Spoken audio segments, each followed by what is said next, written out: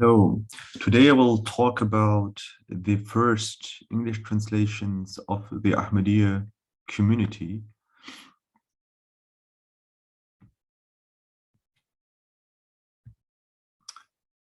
And I will focus on the colonial period, and I will just mention the first English and Urdu translations which emerged in the beginning of the 20th century. Let's begin with the Ahmadiyya movement. The Ahmadiyya movement was founded by Mirza Ghulam Ahmad, who established the community in 1889 in India. Mirza Ghulam Ahmad intended to gather Muslims with the aim of reviving what he called the true teachings of Islam. And his followers started to translate the Quran into European languages in the beginning of the 20th century. I want to go a bit more in detail about Mirza Ghulam Ahmad, who was born in a village named Qadian, which is in the Punjab. And Mirza Ghulam Ahmad did not visit a madrasa, but he was taught privately. In the 1880s, he received recognition from Muslim scholars because he was debating with Hindus and Christians at that time. And he had success and he was acknowledged by some scholars. However, this changed some years later because Mirza Ghulam Ahmad claimed to be the second coming of Jesus. So he claimed to be the Messiah and the Mahdi. This caused, of course, a big uproar in the Muslim community and in the Christian community as well. Key differences Mirza Ghulam Ahmad presented were, for example, that Jesus died and that he did not ascend to heaven. This was one of the main differences Mirza Ghulam Ahmad presented. Another one was, for example, the term Khatam al-Nabiyyin. Mirza Ghulam Ahmad said that this term does not imply that there can't appear another prophet after the Prophet Muhammad. But he said that this verse implies that there can't be a prophet with another law, with another sharia. So Mirza Ghulam Ahmad claimed to be a prophet who did not bring another law, but who received revelations, wahi, from God. So one of his main sources for his claims was his divine revelation. So he said that God taught him how to understand the Quran and how to understand the traditions, the hadith. For his claim, we can, for example, look at the translation of Surah 3, verse 55. And we can see that Mirza Ghulam Ahmad's claim were derived from the Quran, and his claims depend on how you translate the Quran. So we can see on the left side, for example, a traditional Indian translation where we can see that the Arabic term mutawafika is translated as "I will take thee." But when we look at an Ahmadi translation and how Mirza Ghulam Ahmad explained this verse, he said that the term inni mutawafika means I will cause thee to die. So we have a key difference between Ahmadi translations and common Indian translations, which Mirza Ghulam Ahmad presented in his works. So Mirza Ghulam Ahmad did not write a translation himself, but he wrote books, and there he taught how to understand particular verses. After Mirza Ghulam Ahmad claimed to be the Messiah and the Mahdi, some people, Muslims, gathered around him, and they joined his community. However, they regarded other Quran translations which were available at that time as insufficient, because they did not include the understanding of Mirza Ghulam Ahmad. So, for example, the verse I showed you was translated, um, for example, 355, how common traditional Muslim scholars would have translated it, but there were no translations who translated it as Mirza Ghulam Ahmad would have done it, or just a minority of translations would have done it like this. So Ahmadi said we need a translation, an Ahmadi translation, which includes the understanding of Mirza Ghulam Ahmad.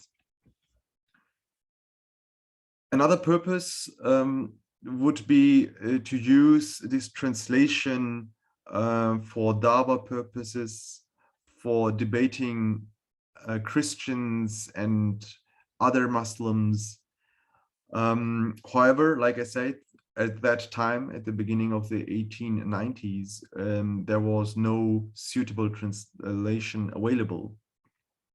So members of the community expressed the desire to have such a translation, to have an Ahmadi translation. However, the first thing the community did was to present or to deliver lectures on the Quran, how to understand the Quran. And these lectures were given by Hakim Maulvi Nuruddin, who we can see on the right side. He was the first follower of Mirza Ghulam Ahmad and an acknowledged Muslim scholar who visited different madrasas at that time, and who was a Hafiz. So he delivered daily lessons on the Quran, and these lessons were documented in the newspapers of the community. And those lessons were in Urdu. So Nuruddin explained how to understand certain passages, and later those lessons were documented so other could read those lessons as well. Those lessons took place in a mosque in Qadian. Many people visited those lessons. Here I have a list of translators who visited those lessons, who were pupils of Hakim Maulvi Nuruddin. And as we can see, we have many translators who translated the Quran into Urdu and English. There are maybe even more, but I think the number of translators shows that Hakim Nuruddin had an influence, had an impact on these translators, and the translations of the community in general were shaped somehow by Hakim Maulvi Nuruddin.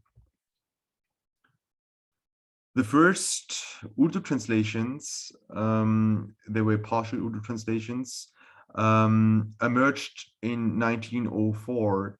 So some parts of the Quran were published in this year into Urdu.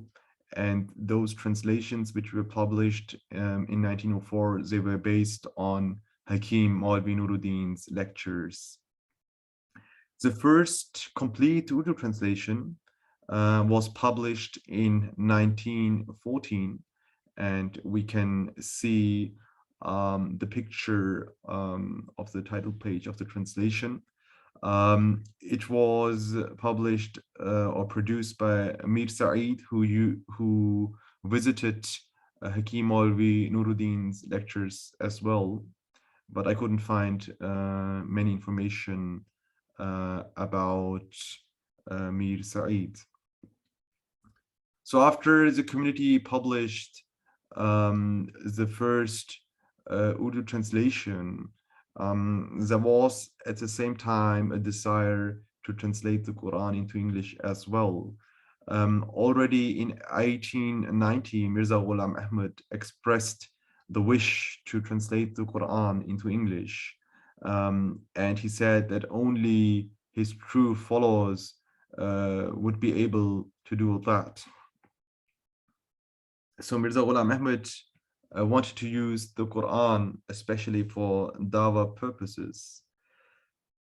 The first English translation of the Quran was published in 1904 by Dr. Abdul Hakim Khan, who was an Ahmadi at that time. And as we can see, the translation was only in English, so there was no Arabic script. Abdul Hakim Khan used extensive footnotes, so we have not only a translation but comments on the verses and references to the Bible and the and Quran exegesis as well. So his work was really extensive. However, after the publication of the English translation, Abdul Hakim Khan left the community because there were some disagreements between Abdul Hakim Khan and Mirza Ghulam Ahmad about salvation. So Hakim Khan left the community, and in 1908, Mirza Ghulam Ahmad died, and Hakim Maulvi Nuruddin was elected as the first Khalifa, as the first successor of Mirza Ghulam Ahmad.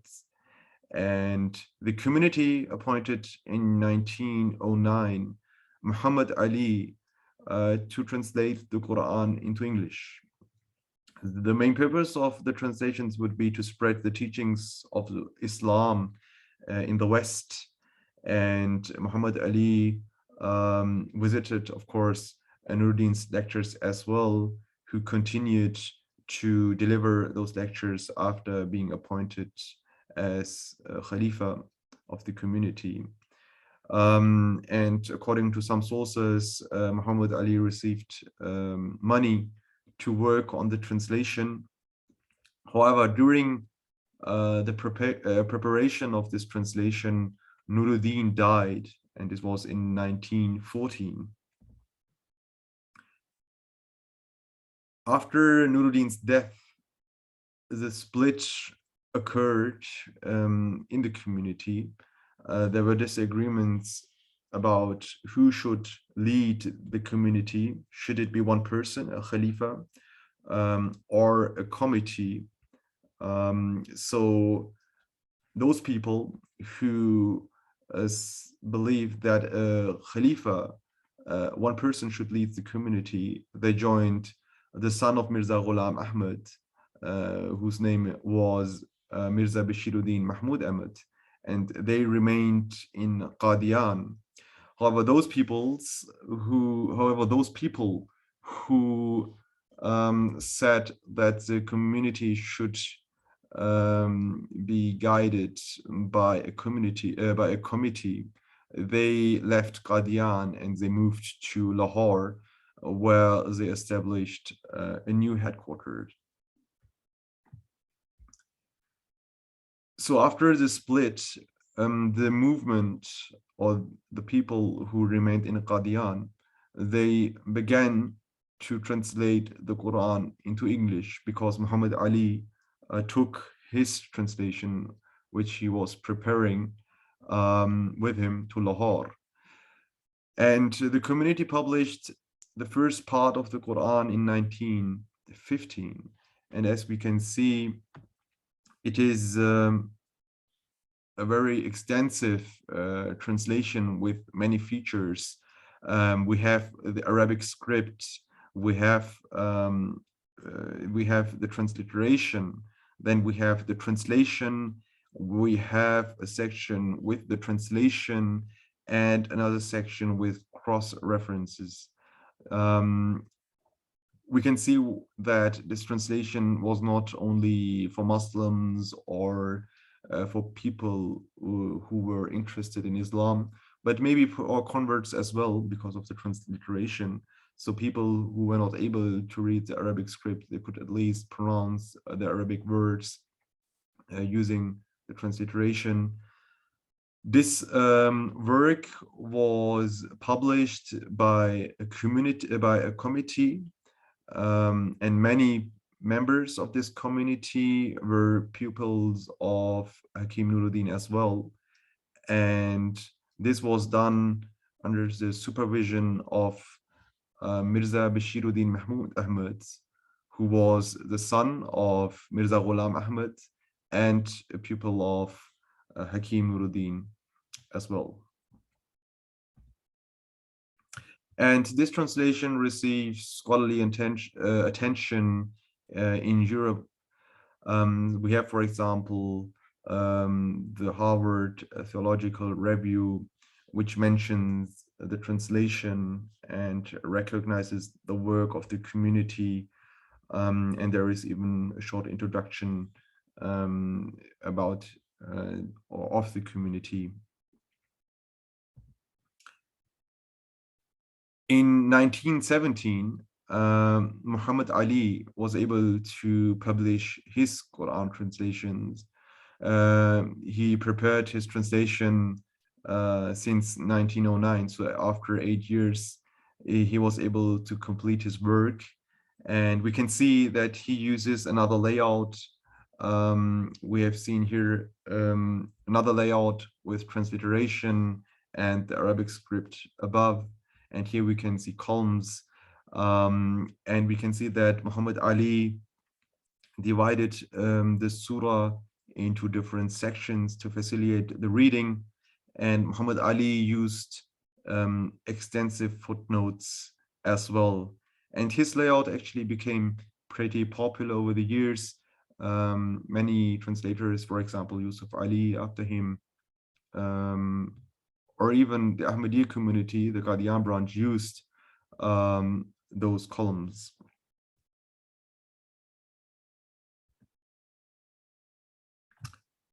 The purpose Muhammad Ali mentioned already in 1914.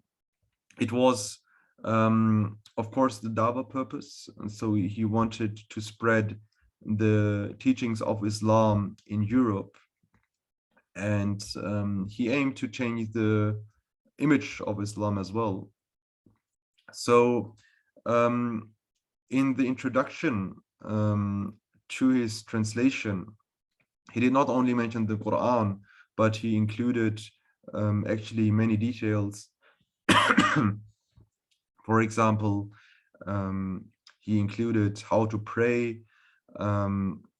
He included the history of Islam. So many aspects, in addition to his translation, were included in the introduction.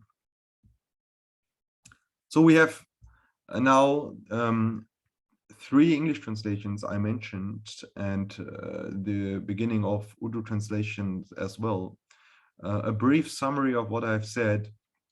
So we can see that Nuruddin, the first Khalifa, had many pupils who translated the Quran into English and into Urdu, and he delivered daily Quran lessons, and he somehow influenced the translators in the community, but we don't know to which extent Hakim Maulvi Nuruddin influenced those translators.